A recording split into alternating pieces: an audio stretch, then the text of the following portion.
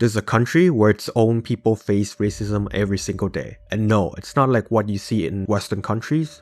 Over here, racism will make racial problems in the USA, Australia, or Europe feel like a minor issue, like a walk in the park. People here actively discriminate against each other, and they do it unapologetically. It's even built into the constitution, meaning people and the government are legally required to be racist. It is a controversial issue, but it is so normalized that people accept it as part of life. And that country is the one and only Malaysia. So in this video, we're going to talk about where racism comes from and how it affects Malaysia's modern life and what it's like living in Malaysia. To understand Malaysia's racial issue better, we need to look at their history and demographics. Up until 1957, the British had colonized Malaya, which was the Malaysia Peninsula, the western side, before joining with Singapore and the eastern side of Sarawak and Sabah. Combine the eastern side and the western side without Singapore, and you have today's Malaysia. During British rule, there was a huge demand for labor workers, of which the dominant ethnic Malay at that time cannot fulfill. So the British had to import workers from China and India, which started a huge population boom for these minorities. Fast forward to the end of 2024, the Malaysian population of nearly 31 million is made up of three main ethnicities: Malay at 58%, Chinese at 22%, and Indians at nearly 7%. Just to clear up some confusions, Malay is an actual ethnicity of people, while Malaysians refers to the nationality. There are Malaysian Chinese, there are Malaysian Malays, and there are Malaysian Indians. Article 153. This is when racism and ethnic discrimination really have its deep root in the nation. Malaysia's current federal constitution was created and enacted shortly before it gained independence from the British in 1957. With it, the controversial Article 153 came into force, which states, "It shall be the responsibility of the Yang di Pertuan Agong to safeguard the special position of the Malays and natives of any of the states of Sabah and Sarawak and the legitimate interests of other communities." Yang di Pertuan Agong means the monarch of Malaysia. This basically means the constitution requires the entire nation to safeguard special position for the Malays. The Article 153 also mentioned that the reservation to Malays and natives of any of the states of Sabah and Sarawak of positions in the public service and of scholarships, exhibitions, and other educational or training privileges or special facilities. And what this means is that Malays must be prioritized first before other races, and this is the constitution.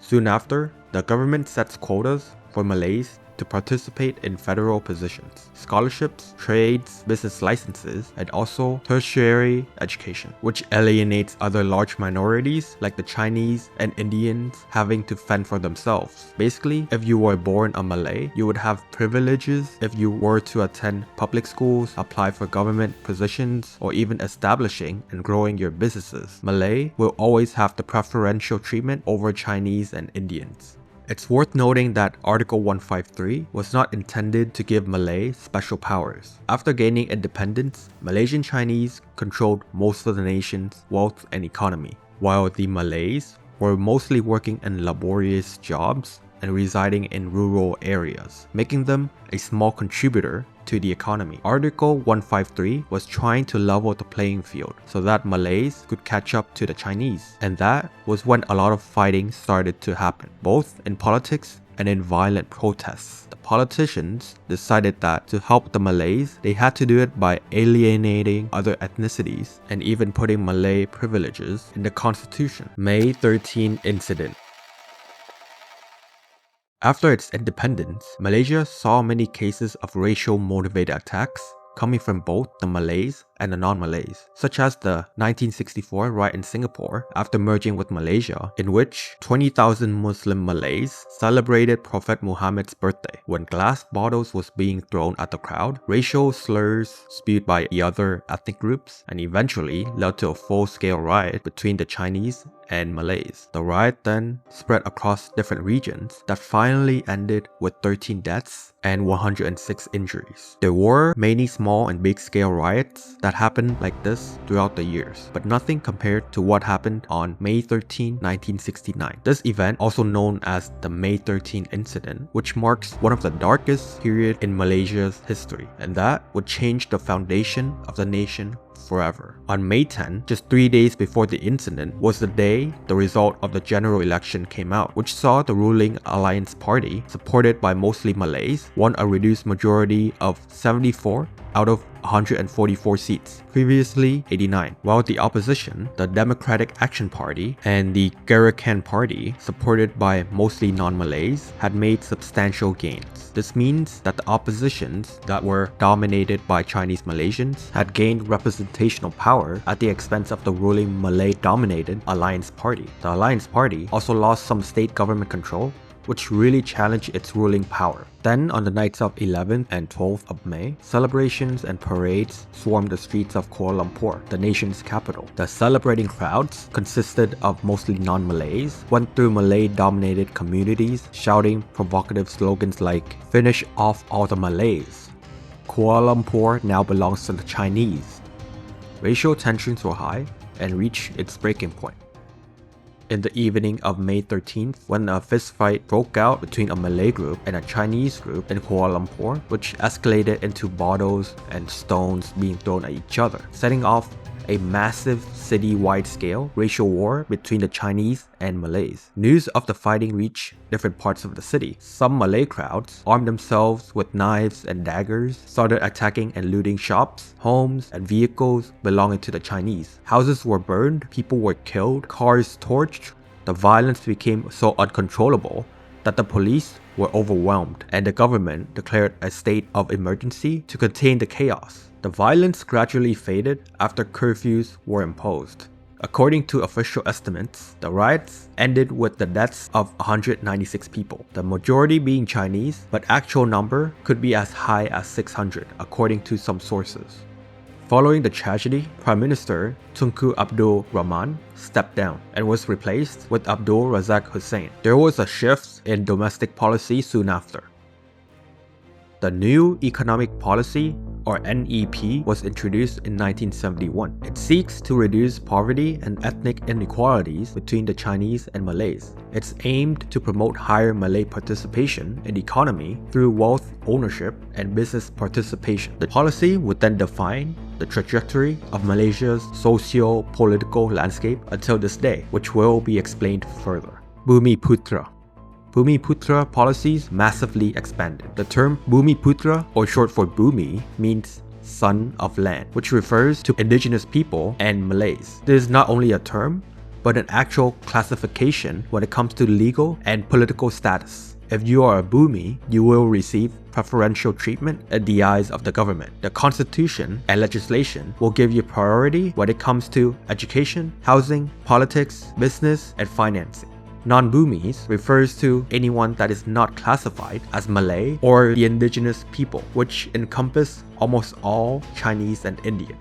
And these classifications will determine the advantages you have living in Malaysia for the rest of your life. Yeah, it can't get any more racist than this. Malaysian Malaysia versus Ketuanan Melayu. These two concepts are polar opposite of each other and basically represents what Malaysia believes in and what Singapore believes in. Ketuanan Melayu, or Malay supremacy, is a belief that the nation must prioritize and reserve opportunities for Malays, which basically means that Malays come first before others. Whereas Malaysian Malaysia is a belief that everyone should have equal access to opportunities regardless of race. Singapore, which was led by People's Action Party, PAP, believed that every race deserves equal opportunity, while Malaysia, which was led by United Malays National Organization, UMNO, believed that Malays deserve special privileges and access to opportunities. You can see how big of an issue systemic discrimination was in Malaysia. So much so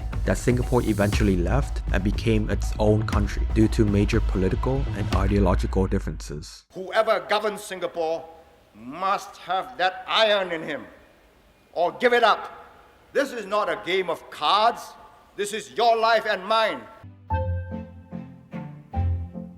Despite having a past full of racial conflicts, Malaysians today live harmoniously with each other.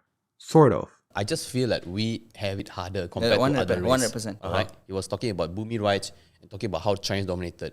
I noticed in his comment, right, nothing mentioned about Indians, no? Thinking that Indian people don't have buying power makes it very hard for us to get jobs, right? Because I know people who work there, their bosses specifically say only Chinese.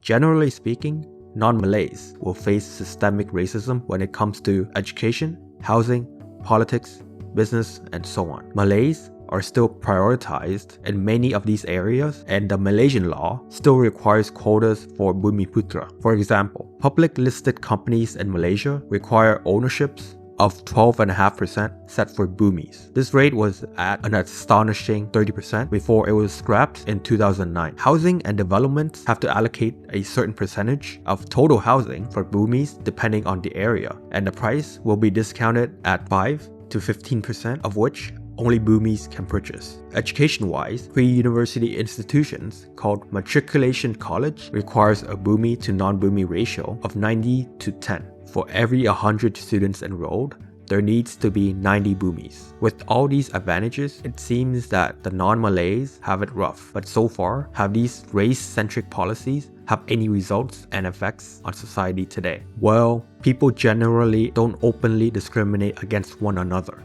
but they usually do it online or through subtle means. For example, some employers will only hire Chinese, some landlords will not rent to Indians, some clubs won't accept anyone except East Asians, so on and so forth. These are actually very common and accepted. People don't complain, they don't argue.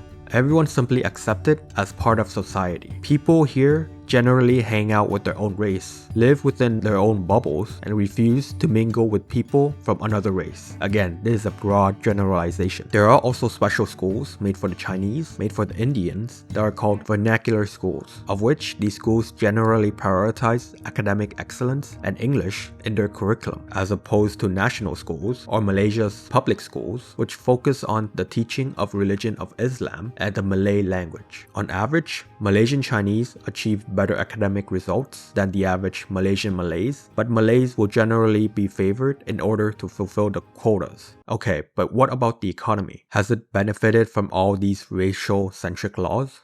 It depends who you ask. But if you compare to its neighbor Singapore, a country that strives to create equal opportunities for all its citizens regardless of background or race, to Malaysia, whose leaders focus much more on upholding a single race while punishing other races for being born in those races. You can see which country did better. Singapore now in 2024 has a GDP per capita of over 90,000 US dollars, while Malaysia in 2024 stood at just over 12,000 US dollars. There's also a problem of brain drain.